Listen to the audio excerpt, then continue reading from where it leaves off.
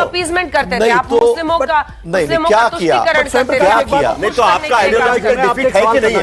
मैं इससे सवाल करना चाहता हूँ, उनका नैरेटिव चल गया, हमारा आपका नैरेटिव क्यों नहीं चल रहा? उनके पास जो ताकतें हैं, नहीं, उनके पास जो ताकतें हैं, क्या ताकते हैं? आज एक राज्य में एक राज्य सरकार एक राज्य सरकार और एक पूरे केंद्र को चलाने वाली जो सरकार है, उनके पास जो ताकत, आप लोग बंगाल में नहीं ऐसा नहीं,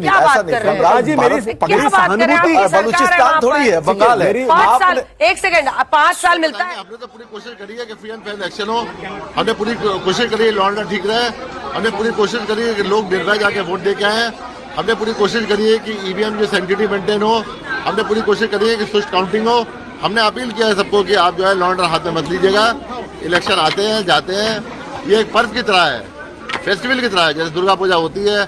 आइए आप आगे प्रिपरेशन कीजिए, जब कैंपेनिंग पीरियड होता है, वोट के समय आप जैसे पेंडल जाते वैसे जाइए, आप जब विसर्जन के समय आगे तो विसर्जन कीजिए, उस टाइप का है। सर, जब 2 चरण का चुनाव का ऐलान किया गया था तो दूसरे स्टेट में कहा जा रहा था कि पता नहीं चुनाव आयोग कितना सक्सेस हो पाएगा। पश्चिम बंगाल में एक रीति रही है कि 3 से 7 चरणों के चुनाव तक एक रीति रही है, उस उम्मीद को आप लोगों ने तोड़ा और अब सफलतापूर्वक नतीजे सामने आए, क्या कहेंगे सर, थोड़ा बोलिए। हम लोग तो रेडी थे, हम लोगों ने चुनाव आयोग से कहा था कि सिंगल फेज में करना है तो भी हम रेडी है, हम रिस्पॉन्सिबिलिटी लेने को तैयार हैं, हमने कहा था। लेकिन वहाँ पे बहुत सारे क्राइटेरिया होते हैं, वहाँ पे फोर्स का क्राइटेरिया होता है, सेंट्रल फोर्स कितनी अवेलेबल है नहीं है, प्लस और क्राइटेरिया होते हैं, और हो सकता है फ्यूचर में बहुत जल्दी बंगाल में सिंगल फेज इलेक्शन भी हो। Thank you sir. टीएमसी कह रही है कि जहां 1000 अपनी व्यक्तिगत और बांग्लादेश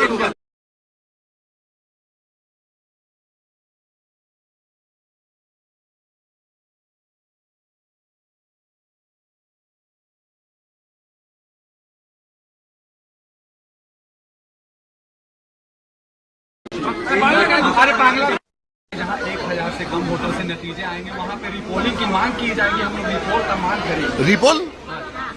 रिपोल अब कैसे होगा? अब तो रीकाउंटिंग का पूरा प्रोसीजर फिक्स्ड है, सब आरओ जानते हैं। अगर उस क्राइटेरिया के अंदर आता है तो रिकाउंट होगा, वरना नहीं होगा। वो क्राइटेरिया फिक्स्ड है, तो सब जानती है पॉलिटिकल पार्टी, हमें बोलने की जरूरत नहीं है, आरओ जानते हैं। जो भी किताब में होगा, जो भी रूल में होगा, जो भी रेगुलेशन में होगा, वो 100% फॉलो होगा। सर, इसका मतलब है कि 1000 से जब कम के जो नतीजे आएंगे उस पर क्या तृणमूल की जो बातें है वो डिपेंड करता है कि रूल क्या है वहाँ पे। चुनाव अधिकारी यहां पर बता रहे थे कि शांति बनाए रखिएगा, रीपोलिंग को लेकर भी, अगर रिकाउंटिंग को लेकर भी अगर कोई मांग करता है तो उसको लेकर भी उनका यह कहना था कि जरूरी नहीं है कि हर जगह पर रिकाउंटिंग हो। हालांकि एक सीट पर रीपोलिंग बाकी है और वहां पर फाल्टा में करीब 294 जो पोलिंग स्टेशंस है वहां पर रिकाउंटिंग होनी है और बाकी जगह पर रिकाउंटिंग वहां पर की जाएगी। इस वक्त आज की स्थिति में अगर हम देखें तो वहां पर भारतीय जनता पार्टी 175 सीटों पर लीड वहां पर बनाए हुए हैं और 108 सीट पर तृणमूल कांग्रेस पार्टी वहां पर लीड में वहां पर नजर आ रही है। वहीं असम के भीतर 99 सीटों पर बीजेपी प्लस वहां पर लीड पर वहां पर नजर आ रही है, जबकि कांग्रेस पार्टी प्लस 25 सीटों पर वहां पर लीड पर नजर आ रही है।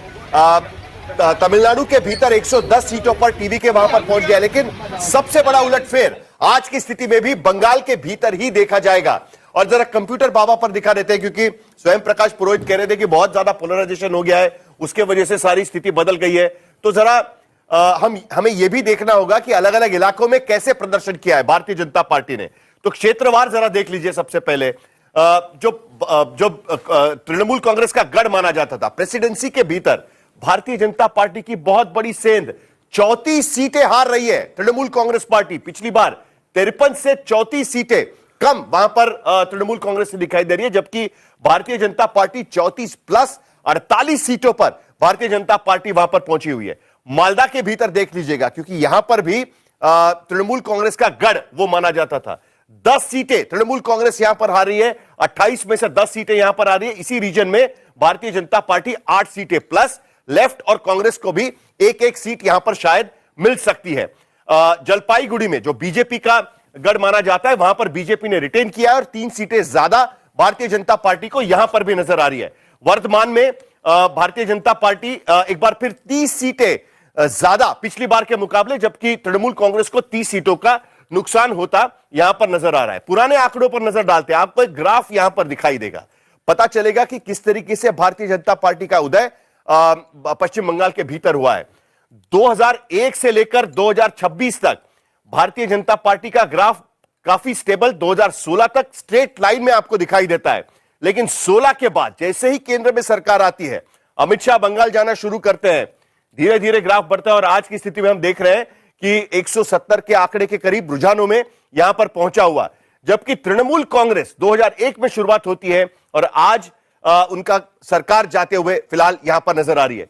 तो कुल मिलाकर इसमें अगर नजर डाले तो एक साफ नजर आता है कि ऐसे भी इलाके हैं जो आपके गढ़ माने जाते थे, वहां पर भी भारतीय जनता पार्टी अच्छे तरीके से सेन लगा रोहित चुकी है। जी, जितनी देर वो नंबर्स बता रहा था, आप फोन पर लगातार बिजी थे। नहीं वो पार्टी नंबर के में अंदर क्या बात चल रही है, आपस में क्या चर्चा हो रही है, क्या बोलने के लिए कहा जा रहा है टीवी पर? नहीं कुछ नहीं, टीवी की तरह हम नहीं ऐसा कुछ नहीं है। टीवी पक्का? पर हमारे नहीं, हम सरकार बना रहे हैं। तो कल हर रात पार्टी अपने प्रवक्ताओं को बताती है क्या स्टैंड लेना है, वैसा कुछ नहीं बताया? नहीं ऐसा क्या है, कुछ मालदा नहीं। प्रेसिडेंसी ये इसमें क्या स्टैंड लेंगे आप? प्रेसिडेंसी, आप पोलराइजेशन प्रेसिडेंसी कह भी रहे हैं, देखिए ना। कोई कल्पना कर सकता है कि वहां पर पोलराइजेशन होगा प्रेसिडेंसी के पूरे इलाके में? वहां पर आपका मतलब मैसिव लॉस दिख रहा है।